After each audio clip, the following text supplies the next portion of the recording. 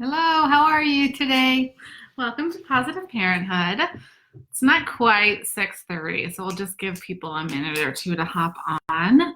Um, Tonight we're going to be talking about teenagers and older kids and what the positive parenthood tools could do to support you as you parent older kids. I think that there's been a lot of interest from people with younger children, and a lot of times the people who are looking for parenting support have kids that are younger. And the idea is that like you've learned how to parent them or something by the time they're teenagers.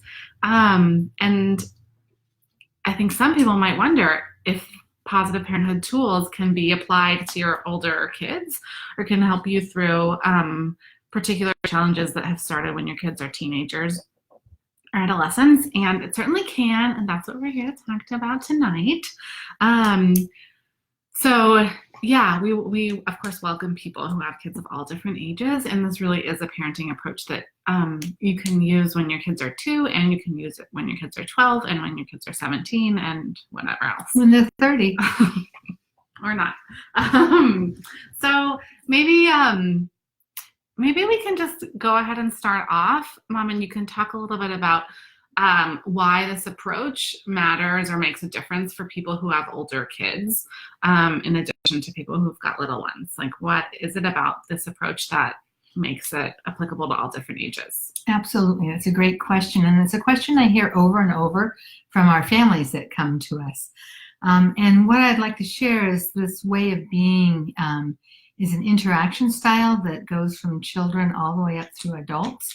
So it's not just something that you do with a child to help them do more of what you want, or a teenager to help them do more of what you want, but it's really the way that you interact across the board with your children, with your coworkers, and with other people. And it's a respectful style of interaction and a thoughtful, reflective way of being with other people that really help to support positive interactions. Cool. So I'm wondering if you can talk a little bit about what is different when you apply the positive parenthood method to an older child, or your relationship with an older child or a teenager. And we'll get into some specific examples in a minute here. But if you can just talk generally about how it would look different for parents of older kids, that would be great. Sure. So I think, some of the tools are really designed for certain age groups. And an example of that is the tool called melodic intonation. Melodic intonation for young children is a way that we use the prosody or the rhythm in our voice to support the child in automatically doing more of what we want them to do. Let me assure you that if you do that with a teenager, the eye rolling will get worse.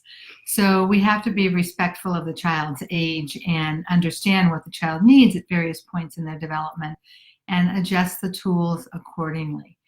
But in reality, what the teenager needs is still a strong boundary and strong parenting where they know and expect what is going to happen next. So some of those same things that our children need, which are boundaries, knowing what the rules are, what the expectation is. Your teenager who is asking to borrow the keys to your car, they need those same rules and those same expectations. We just have to make them clear. Mm-hmm. So let's talk a little bit more specifically about a couple of different examples and what this would look like. So I know a lot of parents really struggle with the eye rolling, which you just mentioned, can happen if you do melodic intonation with a teenager. And I'm wondering if you can just talk more generally about attitude and eye rolling and what the positive parenthood approach would be. We have to first respect that teenagers are going through a very specific stage of development where their job in development is to pull away from their parents and from authority figures as they try to figure out who they are in the world. And so they're really moving towards their friends and friendships and learning how to set appropriate boundaries in those. So the eye rolling is part of that. And we really have to decide as a family, is that the hill I want to die on?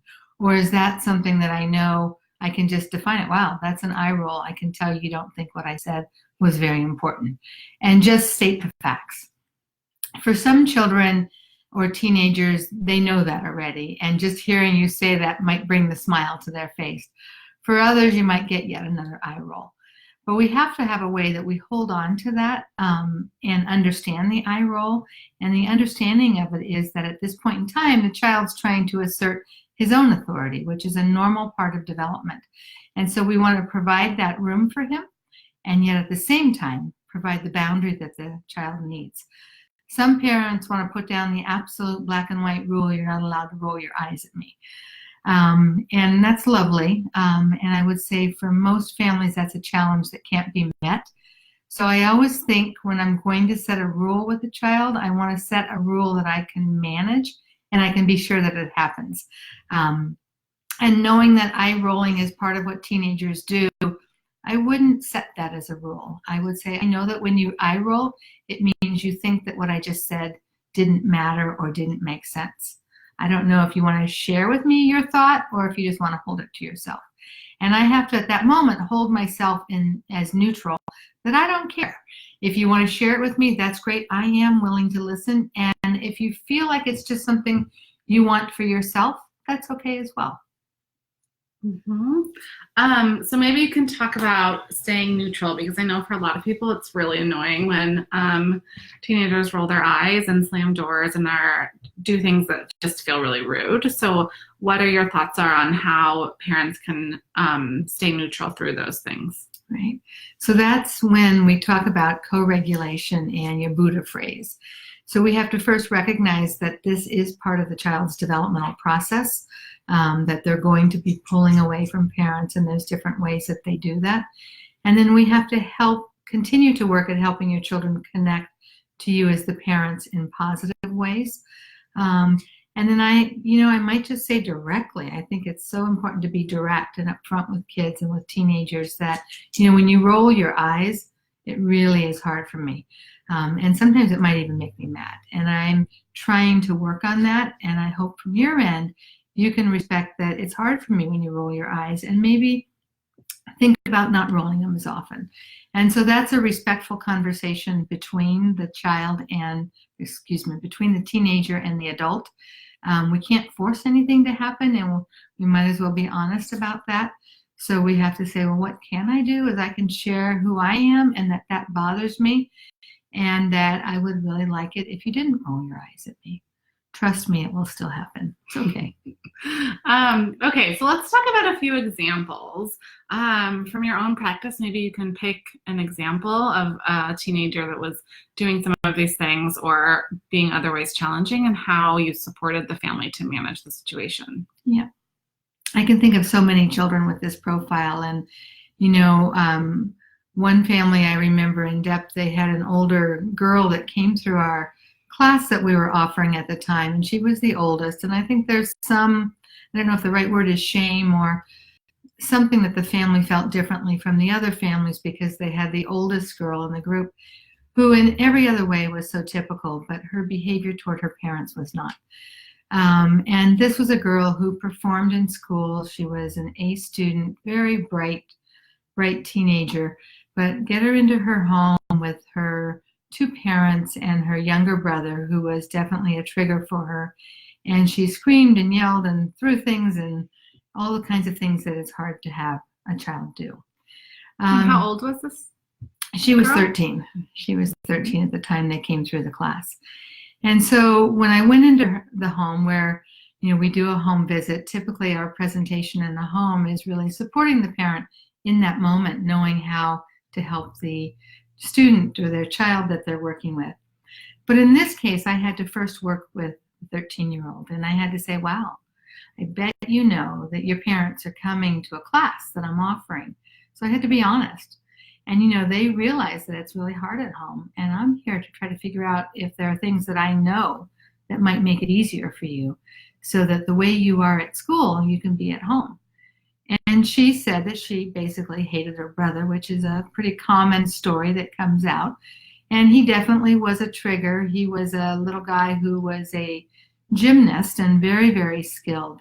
And the family life revolved around him going to a variety of gymnastics tournaments, and he was very good. And so she was dragged around a lot towards those kinds of things. And that became part of her bone of contention, was that, she didn't feel that she had a place in this home.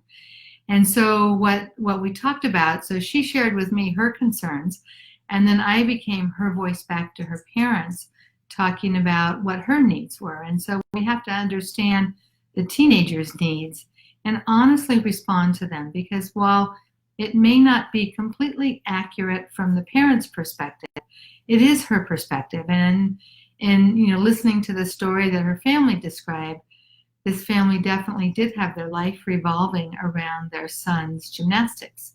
And so this girl didn't have a standout sport like that, but she wanted time individually with her parents. And so that's what they set up as part of our discussion, is that once a week, either on Friday or Saturday, one or the other parent would do something unique with her that was in her interest.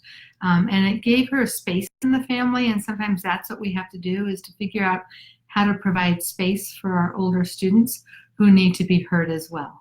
Hi, Jolene, great to see you. Hi. Yeah, it'll be posted so you can watch the replay. Yeah, I think that's a great example, and I'm wondering if you think that families typically need somebody else to talk to their teenager in order to get that kind of story out, or if it's your experience that there are times when parents themselves are able to understand elicit that kind of information from their teenagers. Absolutely. So what I would say about that is most of the parents that end up in my program are families that are having challenges. So the population that I see often needs somebody to stand in the middle and help heal the connection between the parent and the teenager. I am sure there are just as many families that do it organically on their own and don't need that added support, but those aren't the families I'm seeing, because if they're coming to positive parenthood, it's typically because something has not worked and they've needed a little extra help. Mm-hmm. And so do you often find yourself in a role where you're mediating between older kids and their parents? Sometimes Mm-hmm. There's definitely some mediation, and I would say as much as mediation, it's an explaining of one person's perspective. So sharing the perspective of the parent, sharing the perspective of the teenager, and saying, okay, how do we find the middle? Right? So not solving the problem, but just acknowledging that we have a problem, that we have one perspective from mom and dad, and we have a different perspective from the teenager. And somehow we have to find a common ground as a family. Mm-hmm. Cool. Thanks for sharing those examples. And I'm wondering if you can share some of your own examples from your own experience parenting teenagers, which I'm sure is really easy. Yeah. What can you share? Oh, Chelsea's turning red. You like it? So remember earlier I spoke about how teens, just like younger children, 2, 3, and 4-year-olds, they need boundaries. And they need to know what those boundaries are and expectations.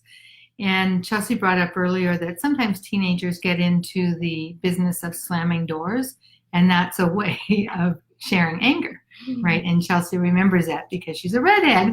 Redheads tend to have a little fiery temper sometimes. And so she was definitely a door slammer. And it reached the point in our household where there was definite concern around whether the door was going to live through Chelsea's slamming of the door. And also concern that, her younger brother or anybody else might get a finger or a foot caught in the door that Chelsea was slamming. So the rule in our house became, if you slam the door, you would lose your door. And of course, the first time you say that, the teenager does not believe you. And then the door is removed. And we've removed the door, I think, a couple of different times across Chelsea's development. And it was a very positive thing. The door's off until. And that correction came in, and the door can stay on as long as. And so the rule in our house is we don't slam doors. And if doors are slammed, they have to be removed.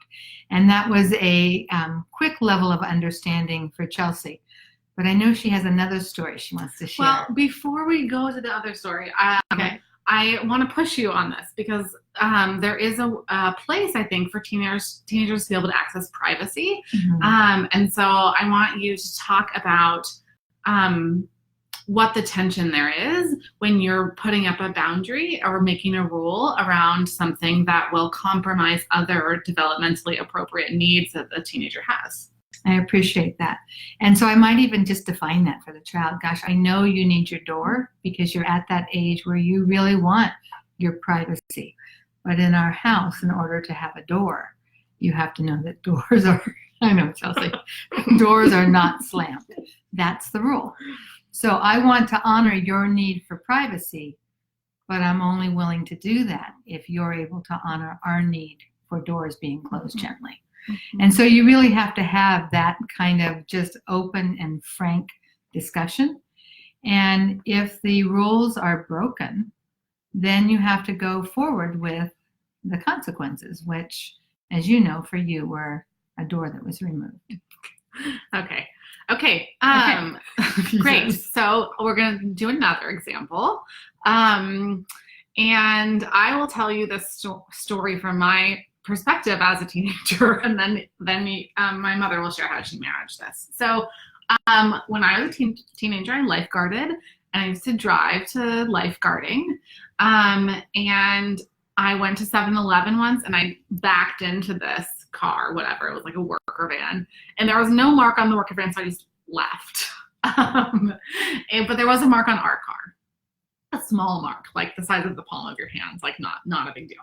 A relatively big mark. Okay, so I called my father, or I told him, I don't know, maybe I called him or saw him, and I just said like, oh God, I feel so horrible, like la la la.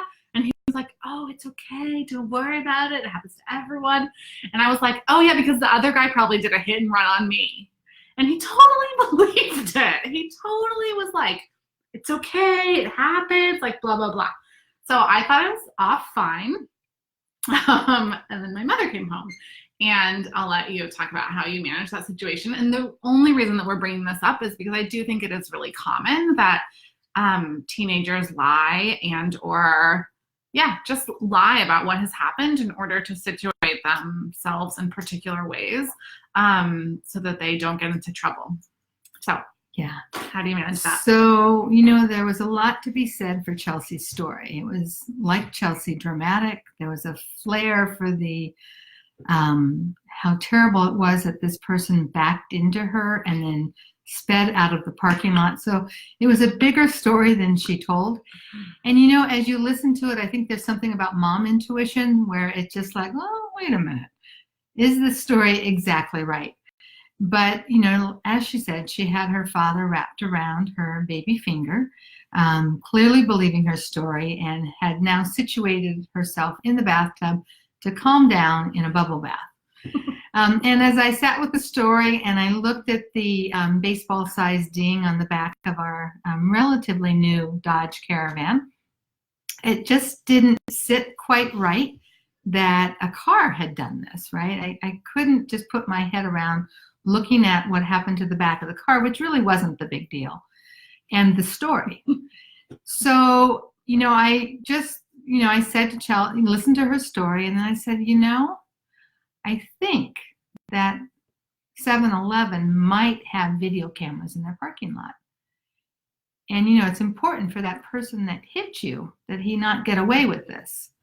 So I think it's really important that, why don't we go up to the 7-Eleven and just see if they had a video camera that might have captured what happened. And I said that really because I didn't believe the story, and I wanted to see how Chelsea would respond. And she responded quite predictably. Go ahead, Chelsea. I don't know what I responded. I'm sure I said, actually, I did it. Pretty close. She sat with it for a minute, and I said, come on, let's go. And then she looked and she said, I hit a pole. Just like that. And it was just that great statement that, what I want to say is it's so important, because really the car didn't matter. But what did matter is that she could experience the fear of damaging a car and honestly come home and explain that, and not need to cover it up with a story that sounded so far-fetched that, as the mother, there's no way I could believe it. But holding neutral in that moment and just saying, well, I don't know, maybe there's a video camera in that parking lot. And probably back in that day, there were no video cameras in the parking lot, right? But Chelsea didn't know that, and I actually didn't know it either. And suggesting that we had a possible way to find facts to figure out what happened in that situation allowed Chelsea to own up to that situation. And I'll say, from my perspective as a parent, I would much rather have a child make a mistake, own the mistake, and go forward, than make a mistake, lie about it, and go forward. And that was my aim in that moment. And I think these same strategies allow us to really think about perspective of each person and what the long-term goal is. And it's not, the long-term goal isn't the state of a car or the state of anything, but the long-term goal is the state of the human and how do we become better people. So how, when you think about that story, like there's a way that you have to like logically think your way out of how to get the truth out. And I am wondering what you, I don't know, like how you would, or what you would suggest to people who are having a hard time coming up with a logical, I don't know, response to those kinds of stories. I think what's important is that you don't out and out call the teenager a liar, right? You have to almost act a little dumbfounded, like, wow, you know, I tried this first, but it didn't work for Chelsea. That sure is a funny kind of, because we almost had like a hole in the back of the car on the corner where she hit the pole that, you know, you just don't see what part of a car would have made that hole in our car, that this truck that supposedly backed up with her. So just sort of, you know, wondering about it wasn't enough. And so for Chelsea, she needed the reality of a check, right? Let's check on it. Let's go figure it out. Is that really what happened? But I think that we have to sit in that space where we acknowledge that, wow, that's an interesting idea. It doesn't sound quite right to me. It sounds like and I might even say, if I hadn't thought of my video camera, I might have said, it sounds like something that you've made up because maybe you're worried you hit a car. I don't know. But not actually accusing. I have to sit in that space where I'm providing, like, did this happen? And giving her a way to say, you're right. I did back into a truck, and I am a little worried about it. Because what I want to do is make it safe enough for Chelsea to experience the emotion that on that night she was trying to avoid by telling the big wild story about somebody backing into the caravan. It was a white caravan, if you remember. And it's okay because her brother hit the front of it 2 years later. So. Great. So we just have a few more minutes before we wrap up. And I know that there have been a few questions about homework and managing homework and getting homework complete and wars over homework. So I'm wondering if you can just talk about homework for a few minutes and then we'll close up for the rest of the night. Absolutely. So when I think about homework, I go back to what's the purpose of homework, and I think about the research that supports homework or not homework, depending on the child's age. And so what I can say, I remember vividly around our son, Kalen, Chelsea's brother, when it was time for him to do homework, that was the trickiest thing in the world because he hated homework. He had poor handwriting, and it was not necessarily hard for him, but he'd rather be outside playing with a ball. And so what we did is we said, okay, you know, depending on the grade you're in, because that used to be what was thought to be the right way, we'll do 10 minutes per grade. So fourth grade, 40 minutes. Fifth grade, 50 minutes. That's your homework. And that includes your 30 minutes of reading. And that was not a battleground. We also have to wonder if sometimes the homework that students are being given is too challenging.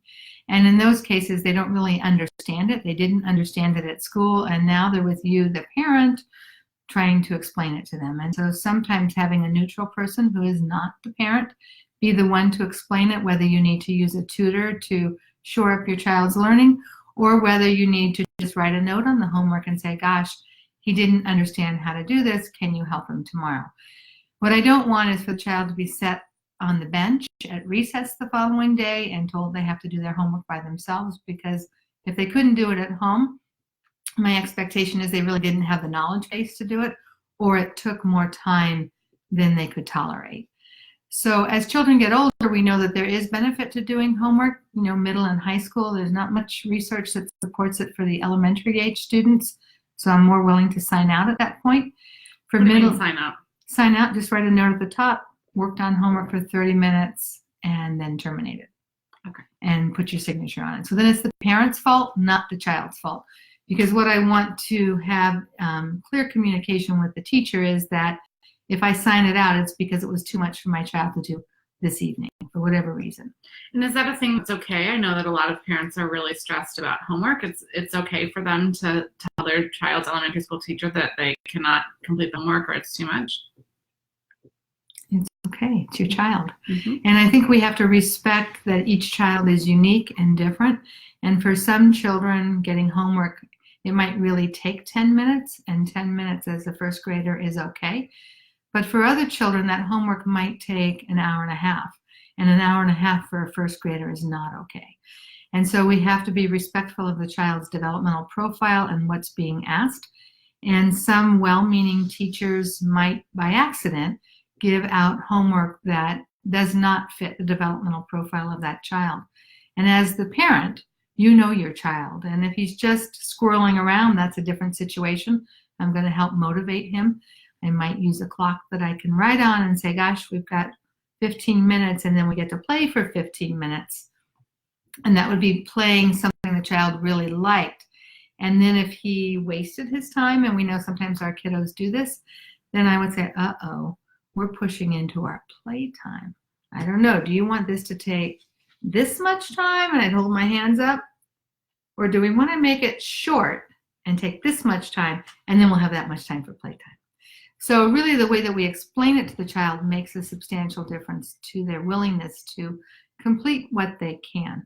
But organically, if it's hard, I do want to give them a way out. Okay, and so that's one thing for elementary school students, but what about for middle school and high school students that really are having sometimes hours and hours of homework every night? They are. Hours and hours is valid too, and that's so hard, and that is the expectation in many of our middle and high schools now. You can work if your child has an IEP with the IEP team to allow extra time on assignment so things don't all pile up due at the same time. If your child doesn't have an IEP, then as a family, you have to decide, is this our priority? Knowing that not doing your homework will have some kind of impact on your grades. The goal is to support the child with learning the material, not necessarily performing for grades. Those become important later on. But I want to support the child's learning process and how can he support himself. So maybe I need to teach some study strategies if test taking and test study is taking too long. Well, let me help show you how to do that. Maybe we can teach the child to self-advocate and go to the teacher and say, I really want to learn this material, but when I go back to my notes, I don't know what I wrote down. Can I use your notes to help study for it? So there's lots of ways that we can empower children and teens to advocate for themselves and what they need to do in order to become better learners. Great, thanks for that. So I guess we've got about 2 minutes left, and I guess I just want to ask you if there's maybe 1 or 2 takeaways that you would want parents of teens to have as they move forward, what those would be. I would say most importantly, be respectful and be mindful of your own eye rolling as a parent towards your child. I think parents quickly become frustrated with teenagers who are doing what teenagers are supposed to do, which is to pull away into their personal friendships and find new ways of being human. And our job is to respect that process as well as hold the child in appropriate respect and relationship to ourselves. So it's a delicate dance, and it's a time period where we have to adjust our expectations frequently over time to support the child in being the best human they can be. Great, thank you. So before we end, I'll just remind you that if you're interested in the course, it will be offered both online and in person in Walnut Creek beginning in January. It's a 12-week commitment, and we are currently enrolling and slots are filling up. So if that's something that is interesting to you and to your family, please make sure to get in touch. You can leave a comment here. You can just write, I'm interested, and I'll make sure to get in touch personally and make sure you have the information.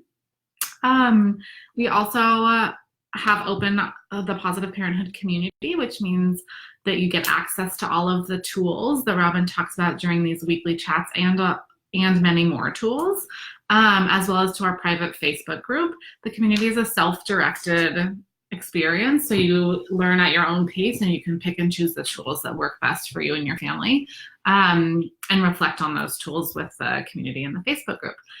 So if you are interested in that, it's a monthly fee of $29.99 a month. And yeah, you're welcome to do it for as long or as short as is good for you and your family.